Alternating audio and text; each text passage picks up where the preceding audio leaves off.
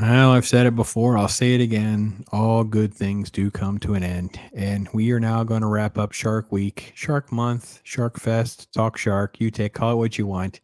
47 meters down. I have one other review after this one, which you probably don't want to admit because it involves my pain and suffering.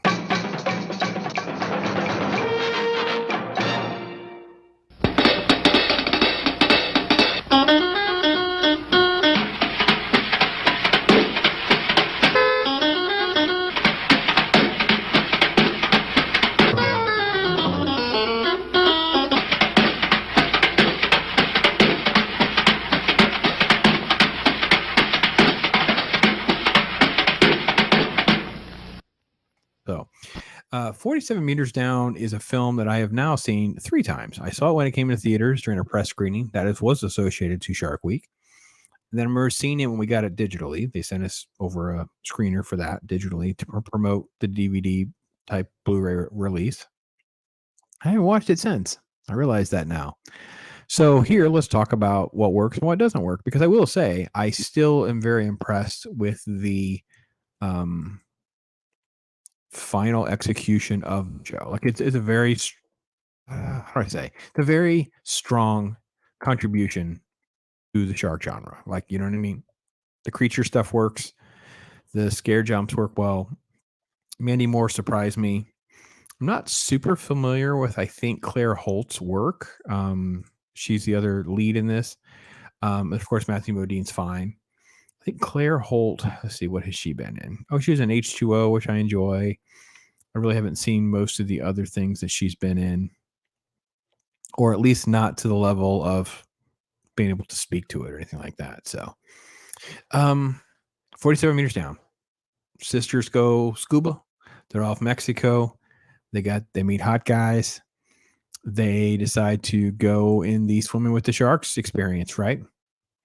Things go bad. We're underwater with sharks. There you go. What happens next? So it all feels. I mean, I don't think it's based on any real life. As far as I've looked it up briefly, I didn't do a dive deep or anything like that. As far as I know, it did not. Based on any true, but you feel like it could be based on a true story. Like you feel like you're there and the journey's enough. Um, it being that many great whites off of Mexico was a little bit of the stretch. The fact that the great whites were so incredibly aggressive and not just, you know, they tend to be creatures of like convenience. And this was more like sped up great white shark attacks, that kind of thing. Um, so yeah, let me get through some of the footage with you first, and that will prompt some of my other thoughts and that kind of thing because I got something to say. I don't know. I don't know. Um, like I said, I think all of this works really well. Um, I was actually surprised by all of this. I thought the believability factor of all this works pretty well. And then, of course, you end up with this concept of, oh, we're going to throw chum in the water and we're going to get in the water. You in the cage. It's like, oh boy. Um, they do a good job though of like really setting you up for it. I didn't think this was never felt like a rush job. It never felt like it ever got ahead of itself too much. I did enjoy it in the sense of with the pacing and stuff. I thought it actually did a pretty good job. We had a little bit of relationshipy stuff. We didn't spin our wheels there. Like that stuff moves pretty quick. You end up basically just the two girls underwater, right? Because that cage clamp breaks and down they go. So now they are literally the title, right? 47 meters down. They're 150 feet below. What are you going to do to get them up? Right. And pretty much a lot of the movie is very dark. I think they did a good job though of giving me enough to go on and reasons for things to happen. Like it gave me a good reason of, okay, transmission only works so far down. So you have to go outside the cage to swim up to communicate with the surface to find out what they're going to do. The rescue efforts, part one, part two, whatever, how things go sideways, why they go sideways, monitoring your oxygen, everything about the film seems very, very sound. And I really enjoyed. Um, the second part with the clamp and how it lands and then the one girl's trapped. See, that's the shot this is the part where they get greedy. I think that like this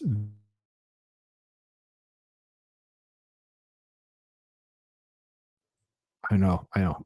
Far-fetched in a shark movie just seems so silly to even say, but that's kinda how I felt. It's like it's almost like it's a little too much, um, of kinda like what they're going for.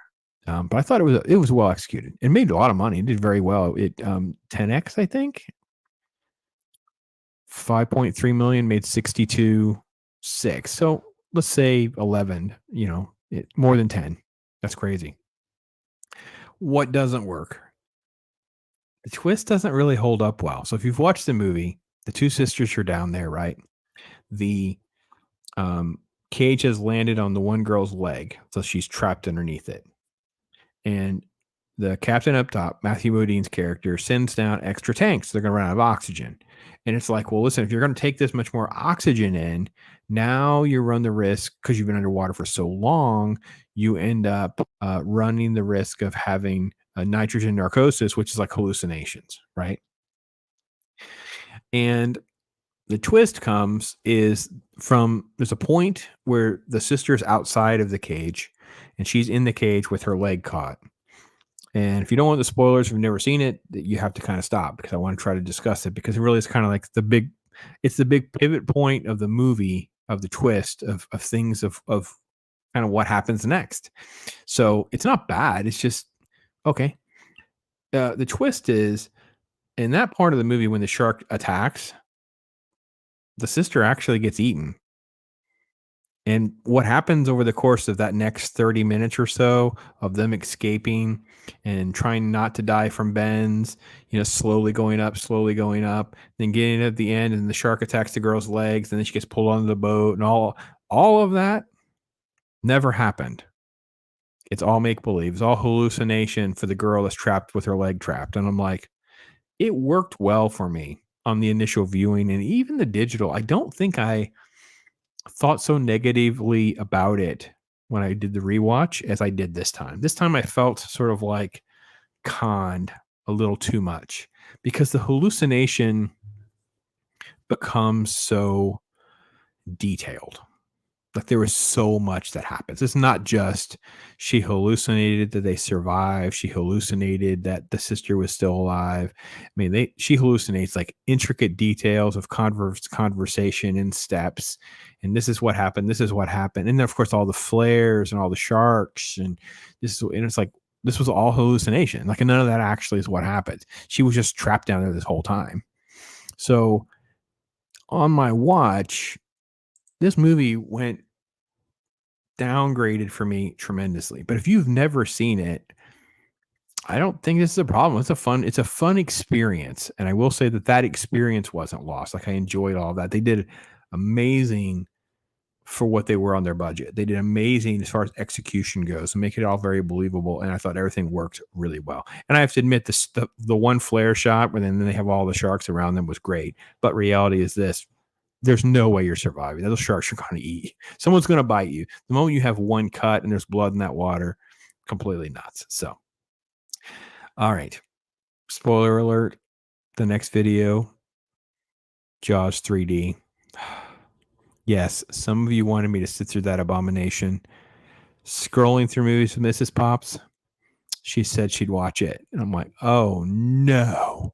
You too. Et tu, Mrs. Pops. Yes. So we'll do that next. Jaws 3. Oh, it's so bad. Thanks for watching, everybody. Hope you had a good shark month. Talk to you soon. I'm Pops.